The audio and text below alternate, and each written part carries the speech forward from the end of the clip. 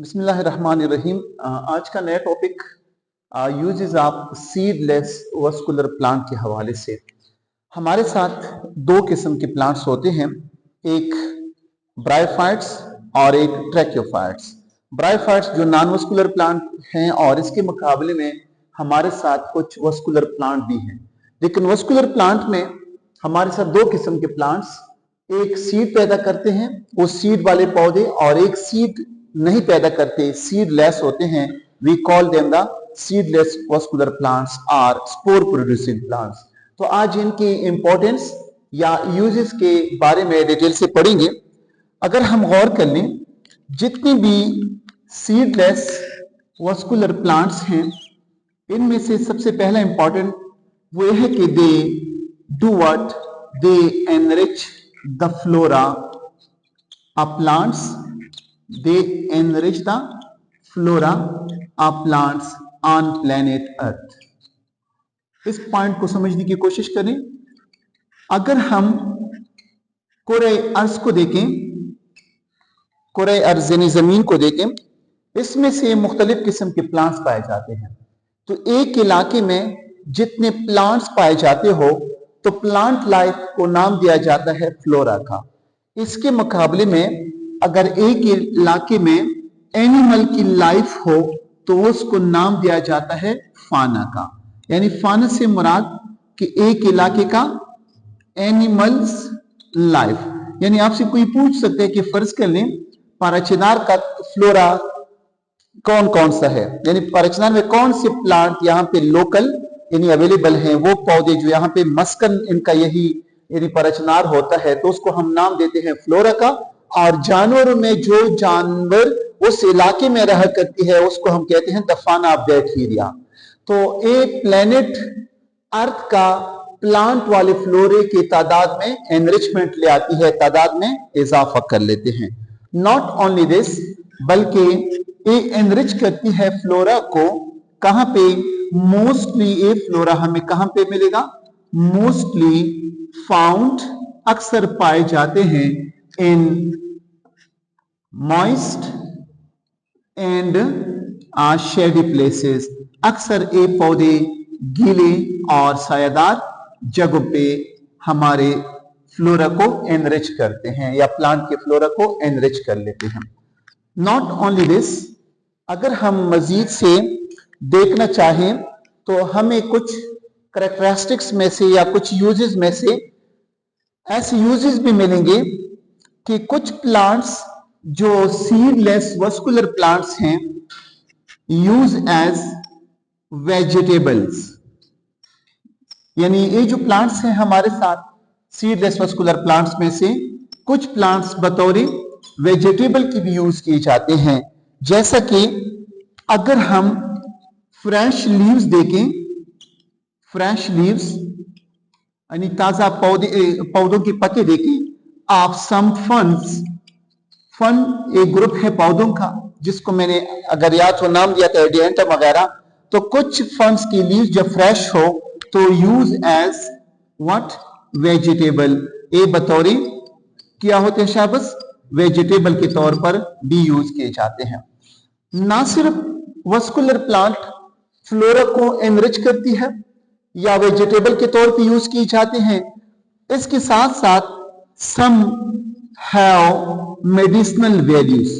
कुछ vascular plant जो seedless होते हैं उनकी कौन सी वैल्यूज हैं शाबस? मेडिसिनल वैल्यूज भी हैं।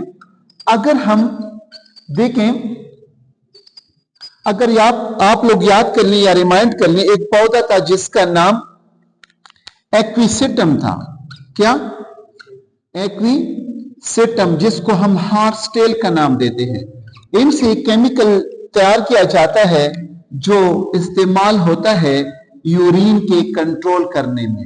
यानी बाज़ औकात एज वाइज या यूरिनरी ब्लैडर का मसला बन जाता है तो यूरिन को कंट्रोल नहीं कर सकते, तो यूरिन इनकॉन्सिस्टेंसी होती है, तो यूरिन को कंट्रोल करने के लिए एक्विसेटम से कुछ ड्रग्स तैयार की जाती हैं और वो ड्रग्स यूरिन की कंट्रोल करने में रोल अदा करते हैं। नॉट ओनली दिस, बल्कि अगर हम लाइकोपोडियम को देखें, किसको? लाइकोपोडियम, तो लाइकोपोडियम भी एक प्लांट है जिनसे एक खास किस्म की क्या तैयार होती है शाबाश, मेडिसिन तैयार की जाती है। तो एक्विसेटम यूरिन के कंट्रोल करने में और लाइकोपोडियम इससे एक मेडिसिन तैयार किया जाता है जिसको डिफरेंट इश्यूज में इस्तेमाल किया जाता है। देखते हैं, अगर हम कहीं बाज़ औकात यूरिन इश्यूज और डाइजेस्टिव ट्रैक्ट के कुछ इश्यूज बनते हैं, और ना सिर्फ डाइजेस्टिव ट्रैक्ट के इश्यूज बल्कि रेस्पिरेटरी इश्यूज में भी इनको इस्तेमाल किया जाता है। कौन सी इश्यूज में? रेस्पिरेटरी प्रॉब्लम्स में। तो काफी ज्यादा इंपॉर्टेंट प्लांट है, बेसिकली है सीडलेस, बिलोंग करते हैं वस्कुलर कैटेगरी से, तो इनको बतौर इस्तेमाल किया जाता है मेडिसिन के। ना सिर्फ मेडिसिनल वैल्यू, ना एज ए वेजिटेबल, ना सिर्फ एनरिचमेंट ऑफ फ्लोरा, बल्कि we can write here they form the evolutionary link, they form the evolutionary link between bryophytes and trachophytes। यानी अगर हम इन प्लांट को देखें तो ये रिश्ता बनाता है, लिंक बनाता है, किसका? बिटवीन ब्रायोफाइट्स का, किसका? ब्रायोफाइट्स का, एंड ब्रायोफाइट्स का किसके साथ? एंड विद किसके मेंबर से? ट्रैकियोफाइट्स के साथ।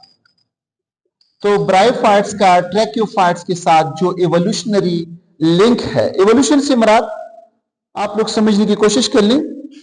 फर्ज कर लें हमारे साथ एक साइड पे मछलियां हैं, फिशेस हैं, फिर नेक्स्ट साइड पे देखें तो रेप्टाइल्स और बर्ड्स और मैमल्स हैं। तो दरमियान में जो खुश्की पे पहले आने वाले पौधे थे, या पहला जानवर जो खुश्की पीता, जानवरों के हवाले से अगर मैं कहूं तो मेंढक को कंसीडर किया जाता है कि मेंढक मछली जैसी भी परफॉर्म करती है, और लैंड पे रहने वाले जो जानवर हैं ऐसी भी एबिलिटी रखते हैं, जिसको हम नाम देते हैं, एक वर्ड यूज किया जाता है एम्फीबियन का। किसका शाबाश? एम्फीबियन। इन एम्फीबियन जानवरों में रोल कौन अदा करते हैं शाबाश? फ्रॉग। तो सेम यही प्लांट्स जो वस्कुलर हैं लेकिन जिनकी सीड्स नहीं होते और है क्या शाबाश? वस्कुलर। तो ये प्लांट्स भी रोल अदा करते हैं लाइक किसके शाबाश? एम्फीबियन के। तो इसे हम कहते हैं कि एवोल्यूशनरी लिंक यानी इर्तिकाई एक जंजीर कायम करती है ब्रायोफाइट ग्रुप का और ट्रैकियोफाइट्स का। मीन जो शेडी प्लेसेस पे पाए जाते थे तो ये भी शेडी प्लेसेस पे आए हैं, और इसके बाद ये डेवलप होके ट्रैकियोफाइट्स की कैटेगरी में आए हैं। तो ज्यादातर पौधे, इनका एवोल्यूशन इन दोनों ही पे कायम है।